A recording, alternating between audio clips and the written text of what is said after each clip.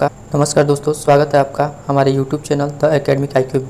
दोस्तों, मैं इस वीडियो के माध्यम से आपको बताना चाहता हूं कि IBPS क्लर्क का फॉर्म कैसे फिलअप किया जाए। जो वैकेंसी IBPS क्लर्क में 1500 प्लस वैकेंसी जो आई हुई है, इस फॉर्म को कैसे फिलअप किया जाए।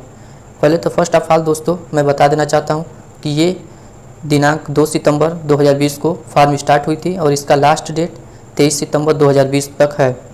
इन दो डेटों के बीच में आप इस फॉर्म को फिलअप कर सकते हैं। चलिए दोस्तों, तो वीडियो शुरू करते हैं। वीडियो शुरू करने से पहले मैं दोस्तों आपसे बोलना चाहता हूं, यदि आप इस चैनल पर नए हो तो प्लीज़ इस वीडियो को सब्सक्राइब करें ताकि आने वाले वीडियो के नोटिफिकेशन आपको टाइम टू टाइम मिलती रहे। चलिए तो दोस्तों वीडियो को शुरुआत करते हैं। सबसे पहले तो इस फॉर्म को भरने के लिए आपको ग्रेजुएशन की डिग्री होनी चाहिए। कम से कम एटलीस्ट ग्रेजुएशन की डिग्री आपके पास होनी चाहिए, और ग्रेजुएशन की डिग्री है तो आप इस फॉर्म को फिलअप कर सकते हैं। चलिए तो दोस्तों वीडियो को शुरू करते हैं। फर्स्ट ऑफ ऑल तो आपको IBPS के वेबसाइट पे जाना पड़ेगा, और जाने के बाद ये आपके फर्स्ट विंडो इस तरफ का पेज खुल जाएगा। इसके बाद आपको click here for new registration पे क्लिक करना पड़ेगा। जैसे ही आप इस पर क्लिक करेंगे अगला विंडो खुलकर आ जाएगा। जैसे ही आप न्यू रजिस्ट्रेशन पे क्लिक करेंगे आप देखेंगे कि इस तरफ का विंडो आपके पास सामने खुलकर आ जाएगा। उसके बाद बेसिक इन्फो, फ़ोटो और सिग्नेचर, डिटेल्स, प्रीव्यू, अपलोड, फिर उसके बाद लास्ट पेमेंट का ऑप्शन आएगा। चलिए तो दोस्तों शुरू करते हैं।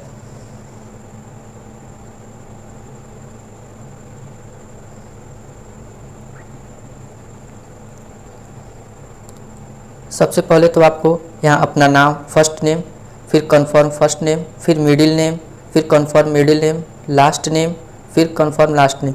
जैसे मान लीजिए दोस्तों अगर किसी का नाम है राजू कुमार, तो राजू कुमार राजू फर्स्ट नेम में भराएगा, फिर राजू फर्स्ट नेम में कंफर्म होगा। मिडिल नेम इसका कोई है नहीं तो सीधे लास्ट नेम भराएगा, यहाँ कुमार, यहाँ कुमार।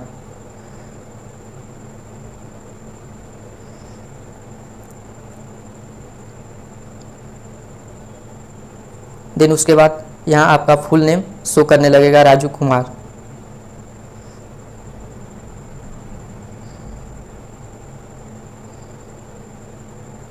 फिर उसके बाद आपको मोबाइल नंबर देना पड़ेगा, कंफर्म मोबाइल नंबर देना पड़ेगा। फिर आपके पास अल्टरनेट मोबाइल नंबर है तो दीजिए, अन्यथा नहीं है तो मत दीजिए। बस एक रिक्वायरमेंट है कि आप एक मोबाइल नंबर ज़रूर दीजिए, और आपको जीमेल देना पड़ेगा। आपके पास जीमेल ज़रूर होना चाहिए।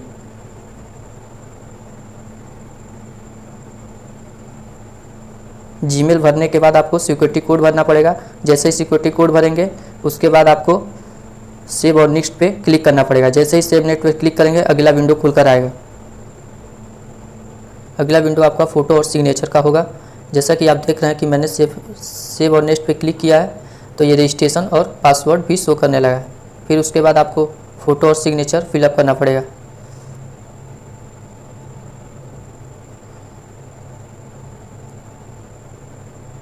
सिग्नेचर के लिए आपको फ़ोटो के लिए 20 से 50 KB के बीच में होना चाहिए, और सिग्नेचर 10 से 20 KB के बीच में होना चाहिए, तभी ये फॉर्म का फ़ोटो और सिग्नेचर लेगा।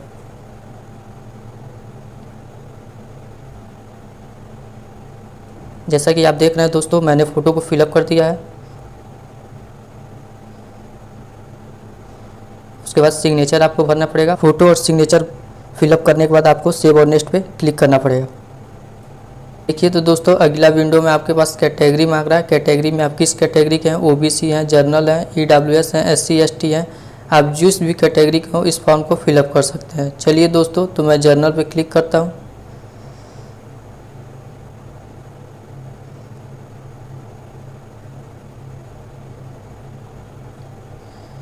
फिर आपके पास दूसरा मांग रहा है, are you person with benchmark disability of 40 में, क्या आपके पास विकलांग है। अगर आप विकलांग है तो यस कीजिए, अगर विकलांग नहीं है तो नो कीजिए। चलिए दोस्तों मैं नो पे क्लिक कर देता हूँ। देन उसके बाद आप किस धर्म को बिलोंग करते हैं यहाँ फिलअप करना है। चलिए दोस्तों तो मैं हिंदू पे क्लिक कर देता हूँ। उसके बाद आपको मिनॉरिटी, यदि आप मुस्लिम हैं तो यस कीजिए, यदि आप मुस्लिम नहीं है तो नो कीजिए, तो नो करता हूँ दोस्तों। फिर उसके बाद आर यू एग्ज़ाम सर्विसमैन, क्या आप पहले से ही एग्ज़ाम सर्विसमैन है, मतलब किसी सरकारी विभाग में काम कर रहे हैं। यदि काम कर रहे हैं तो हाँ कीजिए, यदि काम नहीं कर रहे हैं तो नो पे क्लिक कीजिए। उसके बाद आपको are you a disable exam serviceman, यहाँ पे भी नो पे क्लिक कीजिए। फिर उसके बाद ये सब ऑप्शन आपको भरना नहीं है। देन उसके बाद यहाँ भी नो कीजिए, यहाँ भी आपको नो पे क्लिक करना है। और यहाँ लिखा है क्या आपने IBPS क्लर्क का एग्ज़ाम इसके पहले दिया था, यदि प्री दिया था, मेन निकल गया था आपका तो यहाँ पे यस कीजिए, यदि नहीं निकला था तो नो कीजिए।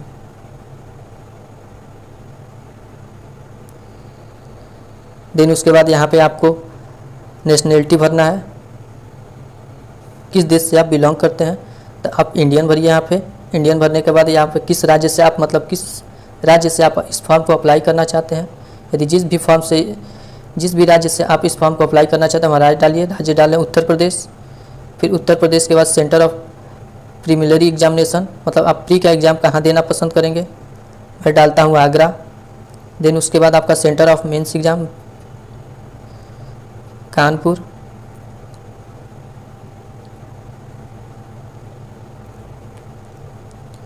देन उसके बाद आपका डेट ऑफ बर्थ भरना पड़ेगा। यहाँ पे डेट ऑफ बर्थ भरने के बाद यहाँ जेंडर भरना पड़ेगा।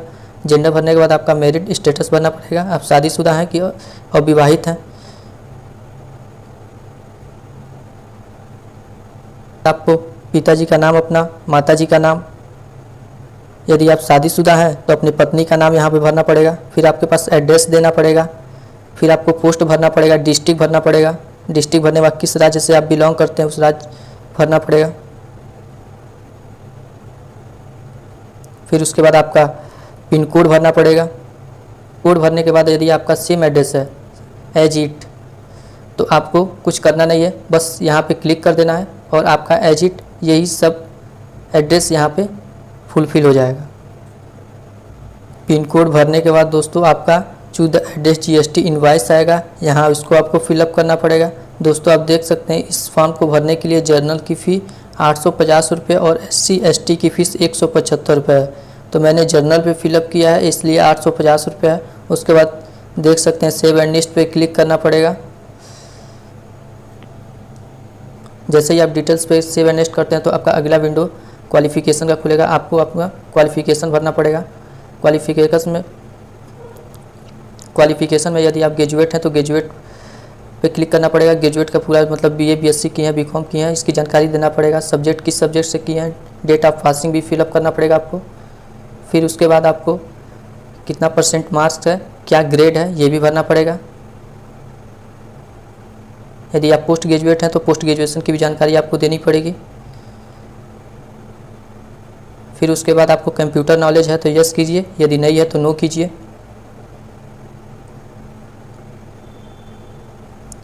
यदि आपके पास बैंक में पहले से ही जॉब कर रहे हैं, एक्सपीरियंस है, तो आपको एक्सपीरियंस यहाँ पे भरना पड़ेगा।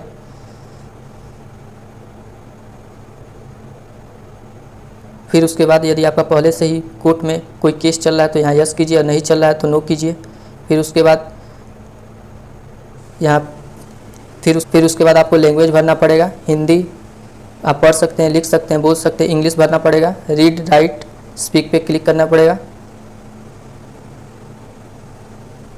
देन उसके बाद सब फिलअप करने के बाद आपको सेव एंड नेक्स्ट पे क्लिक करना पड़ेगा।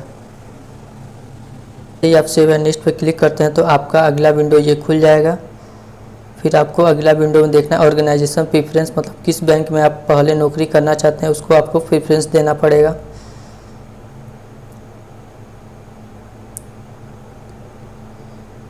यदि आप जिस भी बैंक में पहले नौकरी करना चाहते हैं उस बैंक को यहाँ प्रेफरेंस देना पड़ेगा।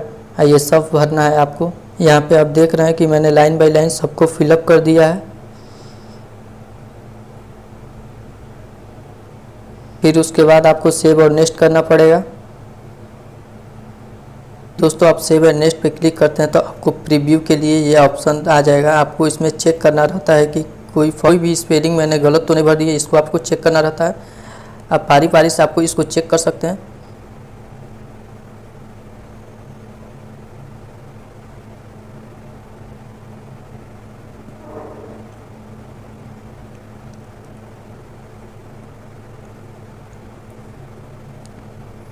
यहाँ पे आपको क्लिक करना पड़ेगा कि आपका ही फ़ोटो है।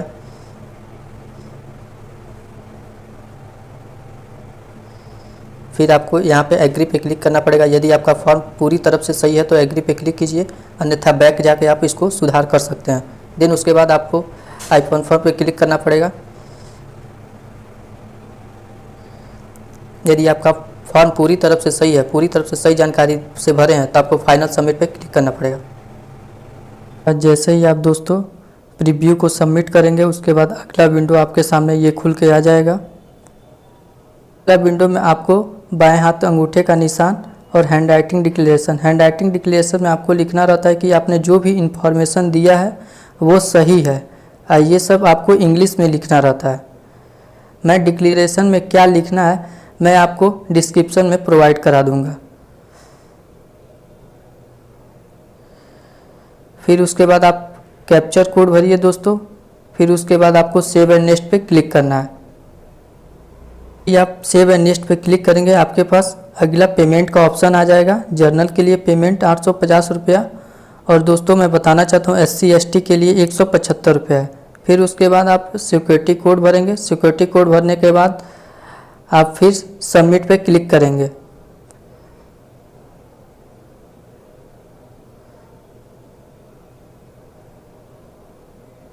जैसे ही आप सबमिट पे क्लिक करेंगे, आपके पास अगला विंडो खुल के आ जाएगा। अगला विंडो में आपको 850 रुपये पे करना है। आपका कोई भी कार्ड हो, मास्टर कार्ड, रुपए कार्ड, कोई भी कार्ड हो, आप पेमेंट कर सकते हैं। इसमें आपको कार्ड का नंबर डालना पड़ेगा और फिर आपको मंथ, ईयर और CCV नंबर डालना पड़ेगा। फिर कार्ड होल्डर नेम भी डालना पड़ेगा।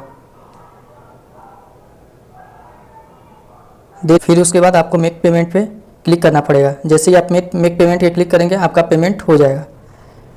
चलिए तो दोस्तों, मैंने सब जानकारी बता दी है अच्छे से, कैसे फॉर्म को फिलअप किया जाए स्टेप बाय स्टेप मैंने इस वीडियो में आपको बता दिया है। यदि ये वीडियो आपको पसंद आया तो लाइक करें, कमेंट करें। यदि आप इस चैनल पर नए हो तो सब्सक्राइब करें। प्लीज़ इस चैनल को सब्सक्राइब करें ताकि आने वाले वीडियो की नोटिफिकेशन आपको टाइम टू टाइम मिलती रहे। चलिए दोस्तों, तो धन्यवाद।